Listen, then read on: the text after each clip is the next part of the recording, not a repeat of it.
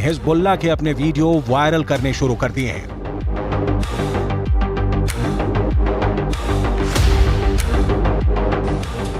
Hezbollah के इस video में बताया जा रहा है कि वो इजरायल पर हमले के लिए तैयार है।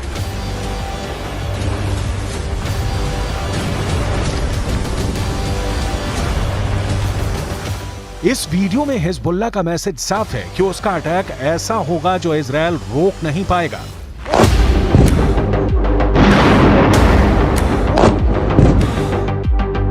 इस वीडियो में हिजबुल्लाह का मिलिशिया कमांडो ऑपरेशन की तरफ इशारा कर रहा है।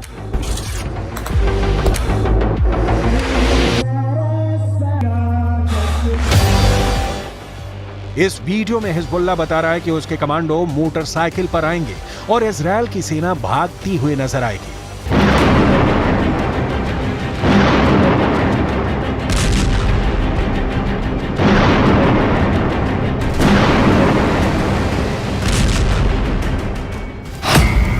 हिजबुल्लाह ने इजरायल को भी धमकी दी है। हिजबुल्लाह ने अमेरिका को भी बता दिया है कि वो समंदर में उसका जंगी बेड़ा डुबो देगा। क्या ऐसा मुमकिन है? हिजबुल्लाह की इस चेतावनी को इजरायल में बहुत गंभीरता से लिया जा रहा है। हिजबुल्लाह कैसे युद्ध लड़ता है, ये इजरायल पहले भी देख चुका है। इस बार गाजा को बचाने के लिए हिजबुल्लाह इजरायल से लड़ना चाहता है और इस बात को लेकर इजरायल से ज्यादा अमेरिका बेचैन हो गया है। ये दोनों देश हिजबुल्लाह को आतंकवादी गुट मानते हैं, जबकि रूस, चीन, कतर, ईरान और भारत भी हिजबुल्लाह को आतंकी संगठन नहीं मानते। संयुक्त राष्ट्र भी हिजबुल्लाह को सिर्फ एक मिलिशिया मानता है, लेकिन हिजबुल्लाह की नई धमकियों के बाद कई सवाल उठे हैं।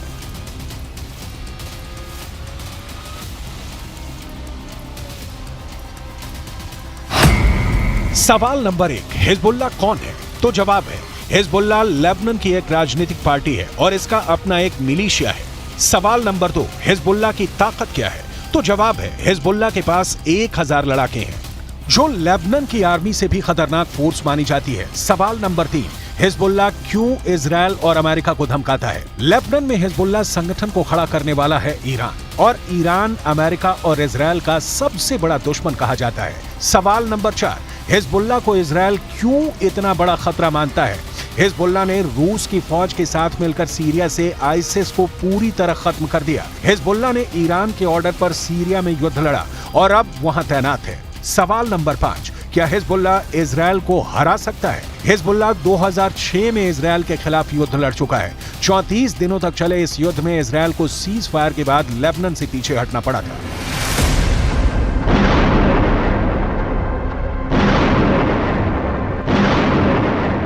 अब 7 अक्टूबर को हमास के अटैक के बाद गाजा पर इजरायल के हमलों ने हिजबुल्लाह फोर्स को सुपर एक्टिव कर दिया है।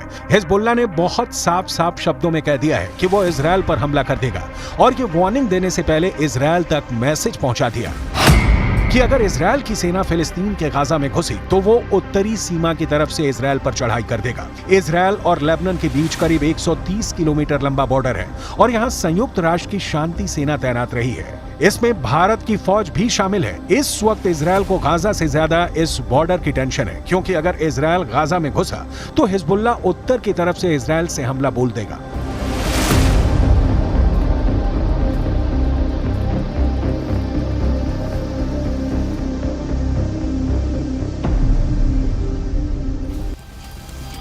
हमास और इजरायल की सेना एक दूसरे के खिलाफ कितनी ताकत रखती है और क्या हिजबुल्लाह वाकई इजरायल के लिए ऐसे हालात पैदा कर सकता है कि वो उसे हरा दे? इसे समझने के लिए आपको हिजबुल्लाह की उस चेतावनी को समझना पड़ेगा जो उसने अमेरिका को दी है, क्योंकि अमेरिका ने अपनी नौसेना का कैरियर बैटल ग्रुप भूमध्य सागर में पहुंचा दिया है।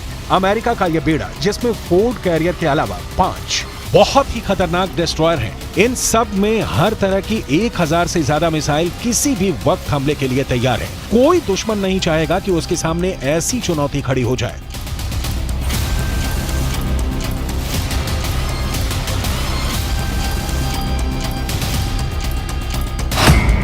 इस वक्त ये कैरियर इजरायल के गाजा में पश्चिम में भूमध्य सागर में तैनात रहेगा और वहीं से ऑपरेशन चलाएगा। उसकी रेंज में लेबनान भी होगा, सीरिया भी होगा, तुर्की भी होगा और मिस्र के आसपास का इलाका भी होगा। यहीं से ये इजरायल के एयर स्पेस को सुरक्षित रखेगा और हमला भी कर सकता है। ये सब ऑपरेशन अमेरिका के फोर्ड क्लास के कैरियर और उसके बेड़े में मौजूद बड़े बड़े डिस्ट्रॉयर पूरा कर सकते हैं। ऐसा अमेरिका पहले इराक में कर चुका है, उसने अफगानिस्तान में करके दिखाया है और ईरान को भी वो लगातार धमकी देता रहा है। इजरायल के लिए भी जेराल्ड फोर्ड कैरियर को भेजना एक बड़ा युद्ध छेड़ सकता है।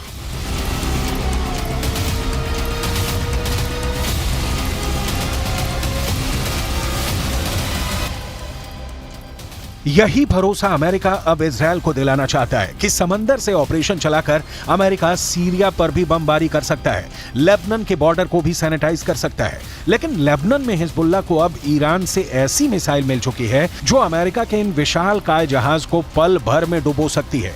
इस मिसाइल को लेकर हिजबुल्लाह का खौफ बढ़ चुका है और वो सीधा सीधा अमेरिका के जहाज को डुबा सकता है। इस खतरे को हल्के में नहीं लिया जा सकता। लेबनान ने 2006 में इजरायल में एक कॉरवेट यानी जंगी जहाज पर एंटी शिप मिसाइल से हमला किया था। इस हमले में इजरायल के युद्धपोत को भारी नुकसान पहुंचा था। अब हिजबुल्लाह के पास जो एंटी शिप मिसाइल है उसकी रेंज 300 किलोमीटर तक है। इसलिए लेबनान या इजरायल से यह फासला बनाना अमेरिका के लिए जरूरी हो जाएगा।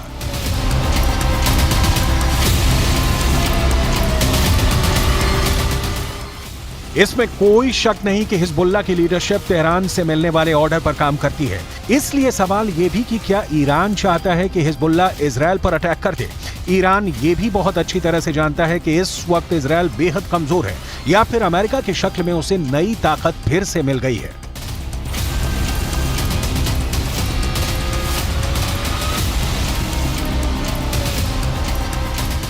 این قضیه فوزه مهر به این طرف رژیم غاصب صهیونیستی هم از لحاظ نظامی هم از لحاظ اطلاعاتی یک شکست غیر قابل ترمیم خورده. इजरायल ने हिजबुल्लाह को रोकने के लिए अपने उत्तरी बॉर्डर पर तोप तैनात कर दी है। ये अमेरिका से मिली M109 तोप है। 155 मिलीमीटर की ये तोप टैंक नुमा बख्तरबंद गाड़ी पर फिट कर दी गई है और ये 1 मिनट में 4 गोले दाग सकती है। इस तरह से देखा जाए तो लेबनान बॉर्डर पर इजरायल ने अपनी तैयारियां पुख्ता की हुई हैं। वहीं लेबनान की तरफ से आप इजरायल की एक पोस्ट देख सकते हैं। यहाँ रेडार भी लगे हुए हैं और इलेक्ट्रॉनिक सिस्टम भी जो हिजबुल्लाह की हरकतों पर नजर रखते हैं। इन इलाकों में 7 अक्टूबर के बाद से तनाव फैला हुआ है। लेबनान की आर्मी भी नजर रखे हुए है। यहाँ रहने वाले लोग भी जानते हैं कि हिजबुल्लाह किसी भी वक्त ऑपरेशन शुरू कर सकता है। جايين لنساند اخواننا الفلسطينيه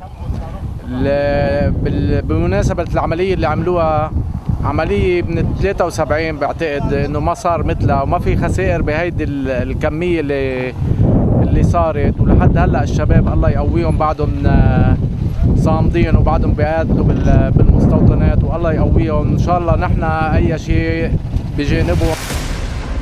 दक्षिण लेबनान और उत्तरी इजरायल के बीच जो बॉर्डर है वहां तनाव बहुत ज्यादा है। सन्नाटा सा छाया हुआ है। ये वो खामोशी है जो तूफान से पहले देखी जाती है।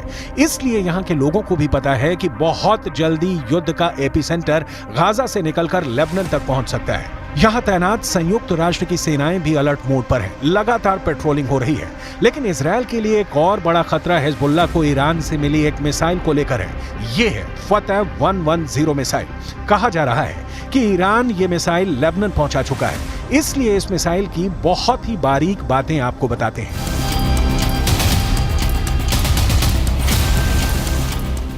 ईरान की ये मिसाइल 300 किलोमीटर तक हमला कर सकती है और ये अपने टारगेट के 3 मीटर के दायरे में गिरती है।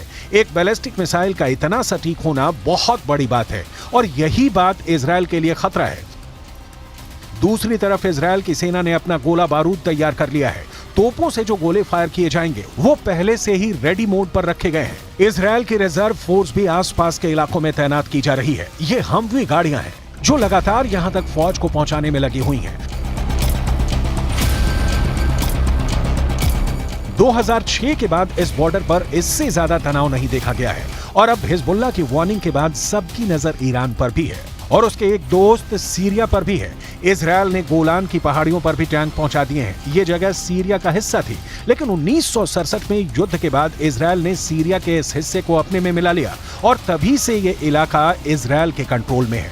देखा जाए तो इस वक्त पूरे पश्चिम एशिया में युद्ध की चिंगारी पहुंच चुकी है। इजराइल से लेकर गाजा और गाजा से निकली ये आग अब लेबनान पहुंच चुकी है। चिंगारी सीरिया और ईरान में भी नजर आ रही है।